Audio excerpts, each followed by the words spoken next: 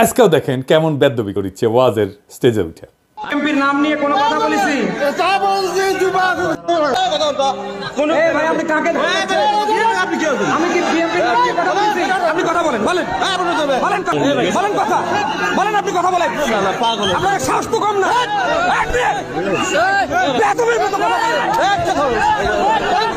এর বিএনপি দেশীয় অস্ত্র নিয়ে মহড়া দিয়া বাজারে মাইক নিয়ে ঘোষণা দিতেছে বাজারের খাজনা তাদেরকেই দিতে হবে।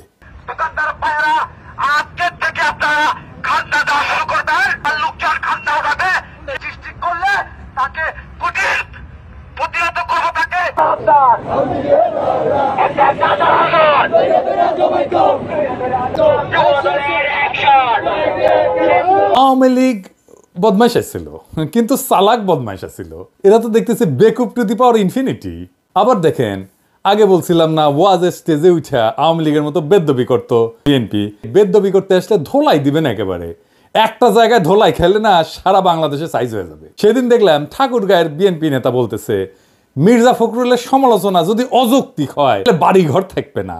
শুনেন, সমালোচনা করবেন আমরা আপনাদেরকে বাহাবা দিব, ধন্যবাদ দিব। মিথ্যা সমালোচনা করবেন আমরা আপনার প্রত্যেকটা মানুষের নৈতিক দায়িত্বের প্রতিবাদ করেন, কাউকে ছাড়ে দেওয়ার সময় নেই।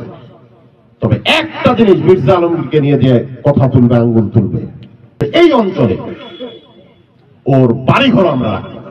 এটার নাম মতিউর রহমান, ঠাকুরগাঁ সদর উপজেলার বিএনপির নেতা।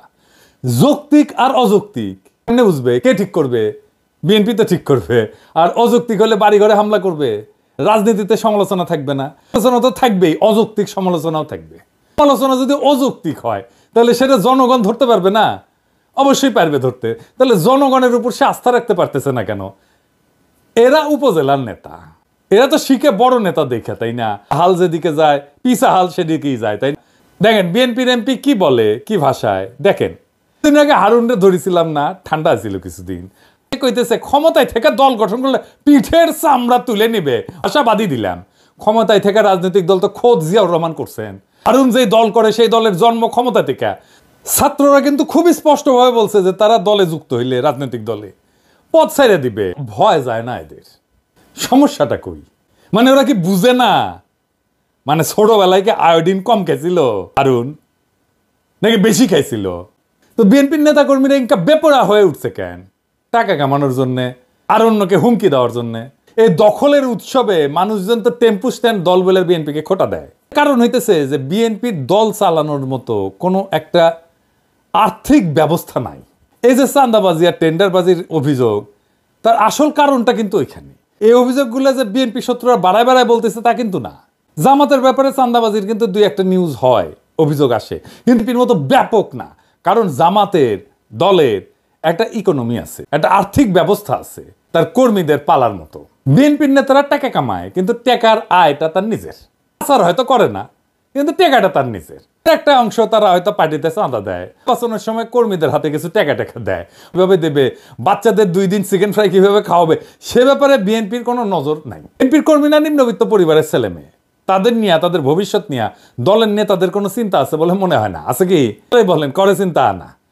বিএনপির এই কর্মীরা মাঠ পর্যায়ে, তৃণমূলের কর্মীরা বেশিরভাগই ঘরের খেয়া বনের মোস্তারায়। জামাতের বিশাল বিশাল আর্থিক ইনস্টিটিউট তারা তৈরি করতে পারছে। আমরা পরবর্তীতে এটা নিয়ে আলাপ করব। কিন্তু ধরেন বিএনপির ব্যাপারে দেখি, বিএনপির কোনো ইনস্টিটিউট আছে? ধরেন হাসপাতাল, ডায়াগনস্টিক সেন্টার, ওষুধ কোম্পানি, মানে জামাত যেগুলো করে আর কি, ব্যাংক, গার্মেন্টস, মার্কেট, স্কুল আছে, বিশ্ববিদ্যালয় আছে, টিভি স্টেশন আছে, ব্যাংক আছে, হোটেল আছে, রেস্টুরেন্ট আছে, এমনকি নাটকের দল, গানের দল আছে? নাই। ইকোনমিক, কালচারাল, ইন্টেলেকচুয়াল কোনো অ্যাসেট নাই।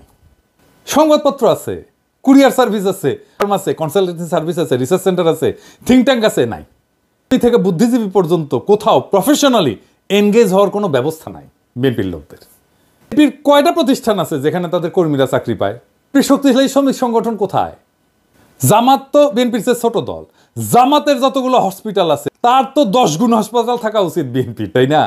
10 গুণ বাদ দিলাম, জামাতের যতগুলো আছে ততগুলো হাসপাতাল নাই কেন বিএনপি? এই বাস্তবতাটা বুঝতে হবে এবং তাদের জীবিকা নির্বাহের দায়িত্ব নিতে হবে। তাইলে কর্মীরা বিএনপির রাজনৈতিক প্রতিপক্ষদের কোলে গিয়ে উঠবে, অথবা চাঁদাবাজি মারামারি সংস্কৃতি আরো বাড়বে। এই যে বিএনপির লোকেরা কিছু মনে করেন না, ওরা যে আওয়ামী লীগের লোকদেরকে রক্ষা করলো জন্য ওইটার স্টেক নিতে গেছে। তারা ওই লোভটা ছাড়তে পারে নাই, ওই টাকার লোভটা ছাড়তে পারে নাই। টাকা পাইছে, তারা রক্ষা করে ফেলছে। বিভিন্ন জেলায় আপনারা দেখছেন না, বিএনপির কাঁধে বেশে আওয়ামী লীগ পুনর্বাসিত হচ্ছে, আওয়ামী লীগকে রক্ষা করছে বিএনপি। রক্ষা করছে, একটা ফাইন্যান্সিয়াল ইন্টারেস্ট ছিল, একটা টাকা পয়সার একটা লেনদেন ছিল, রক্ষা করছে।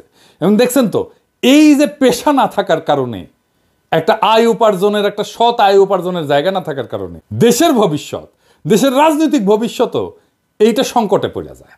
যে কারণে মানুষ রাজনীতি করে, সেটা অর্জনের জন্য ভালো বিকল্প পথ দিতে হবে, শক্তিশালী পার্টির ফান্ড তৈরি করতে হবে এবং পার্টির একটা আর্থিক ব্যবস্থা তৈরি করতে হবে। তাহলে এটা করতে পারে শুধু বিএনপি না, নতুন দল যারা আসতেছে তারাও এটা চিন্তা করতে পারে। আমি তো জামাতের বাংলাদেশে ব্যবসা প্রতিষ্ঠানের কথা বললাম।